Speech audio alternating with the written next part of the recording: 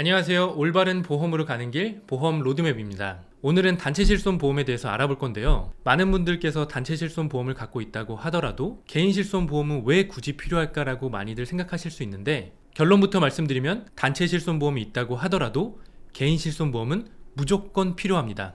왜냐고요? 오늘 그 이유 이 영상 통해서 자세하게 알려드리겠습니다. 여러분의 구독과 좋아요는 큰 힘이 됩니다. 먼저 단체 실손보험이 무엇인지 간단하게 설명드릴게요. 단체 실손보험은 직장에서 복지 차원으로 직원들에게 제공하는 보험을 말합니다. 직원들이 단체로 가입하기 때문에 단체보험이다라고 생각하시면 되는데요. 보통 실손보험이 대중적이다 보니까 단체 실손보험을 가장 많이 제공하고요. 그 외에도 암진단비나 사망보험금, 치과치료까지도 제공하기도 하죠. 물론 회사가 어떤 단체보험을 제공하냐에 따라서 조금씩 다르긴 합니다. 그 중에서도 가장 많이 제공하는 것이 실손보험, 즉 단체 실손보험인데요. 단체 실손보험이 있기 때문에 개인 실손 굳이 필요 없는 거 아니야? 라고 많은 분들이 생각하실 수 있습니다. 그러나 단체 실손이 있다고 하더라도 개인 실손은 무조건 하나 갖고 있으셔야 합니다. 왜 그럴까요? 답은 정말 쉽습니다. 그건 바로 여러분이 그 회사를 평생 동안 재직하지 않기 때문입니다. 보통 회사를 다니면 정년이 60세 퇴직이시죠? 물론 50세 전후로도 퇴직하시는 분들도 요새 많은데요. 60세 정년을 채우고 내가 회사를 퇴직한다. 그러면 단체 보험의 보장을 더 이상 받을 수 없습니다.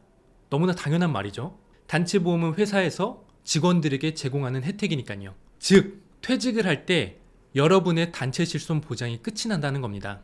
보통 보험이 요새 90세 또는 100세 만기 내지는 110세 만기까지 보장을 갖고 가시는 분들도 계신데요. 60세 은퇴 이후의 시기라면 나이가 들면서 몸도 많이 아프실 때죠. 어떻게 보면 보험이 가장 필요한 시기에 은퇴 후에 보험 혜택이 종료된다는 겁니다. 이제부터 보험 혜택을 받아야 하는데 보장이 끝나서는 안 되겠죠. 단체 실손 보험의 한계가 바로 여기에 있습니다. 누군가는 또 이렇게 얘기합니다.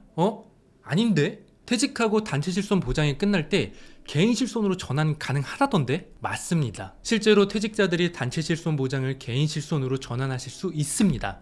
바로 단체 실손 연계 전환 제도라는 것이 있는데요. 퇴직 시에 내가 갖고 있는 단체 실손을 개인 실손으로 변경 후에 퇴직하는 제도입니다. 어떻게 보면 중복 가입을 하지 않고 실손 보장을 받는 가장 합리적인 생각이시기도 한데요. 다만 여기에는 여러분들이 몰랐던 사실이 있습니다. 바로 전환의 조건이 다소 까다롭다는 겁니다. 어떤 조건이 있냐면요. 첫 번째, 단체 실손에 5년 이상 가입했어야 하고 퇴직 후 1개월 이내에 전환 신청을 해야 합니다.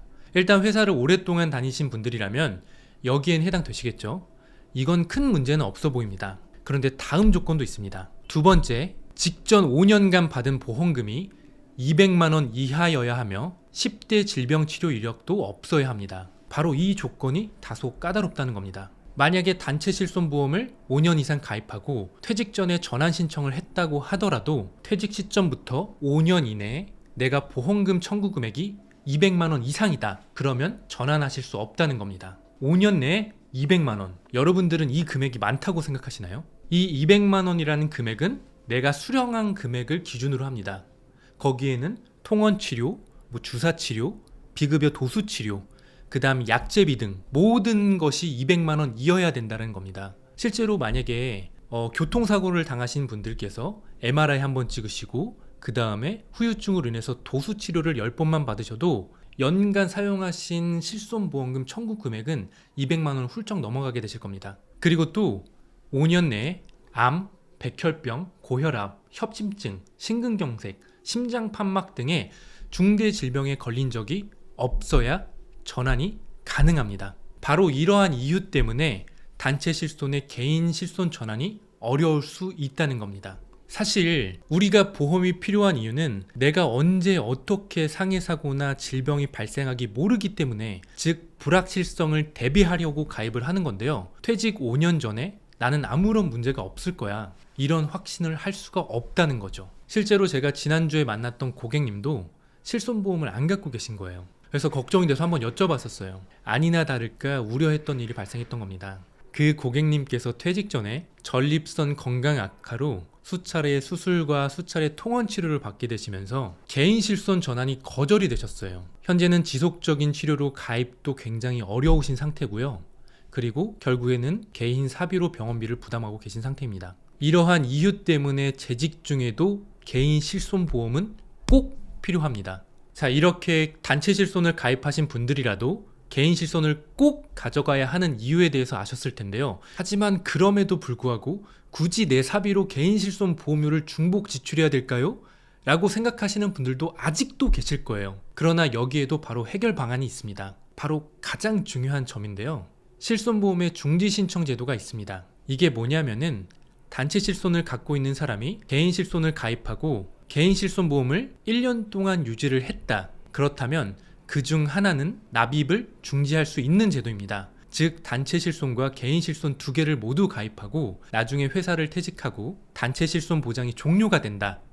그렇다면 그때 개인 실손 납입을 다시 시작하면서 개인 실손 보장을 가져가실 수 있게 되는 겁니다. 이렇게 중지 제도를 통해서 보험료를 절감할 수 있는 겁니다. 물론 단체 실손과 개인 실손을 중지하지 않고 중복 혜택을 누리시는 분들도 있습니다. 실손보험은 비례보상이 원칙이기 때문에 두 개를 가입했어도 치료비 이상으로 보험금을 보상해주지 않는데요. 그런데 중복으로 가지고 있어도 누릴 수 있는 혜택이 있습니다. 바로 보장의 한도가 늘어난다는 겁니다. 자, 예를 들어 볼게요. 4세대 실손 기준 통원 한도는 20만 원입니다. 그런데 만약에 제가 병원에 가서 1일 통원으로 치료비 50만 원이 나왔다고 가정을 해볼게요. 근데 제가 만약에 실손보험을 하나만 갖고 있었다.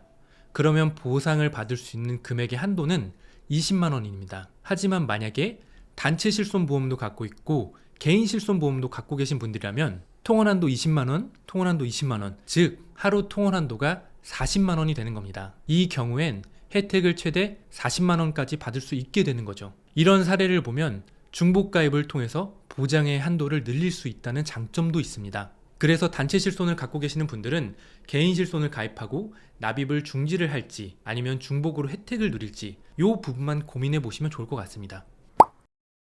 오늘은 단체 보험을 가입하신 분들이라도 왜 꼭 개인 실손보험을 가입해야 되는지에 대해서 알아봤는데요. 영상이 많은 도움이 되셨나요? 더 궁금한 점이나 추가적인 상담이 필요하시면 카카오톡 채널 보험 로드맵 또는 상단의 전화번호로 연락 주시면 친절한 상담 도와드리겠습니다. 감사합니다.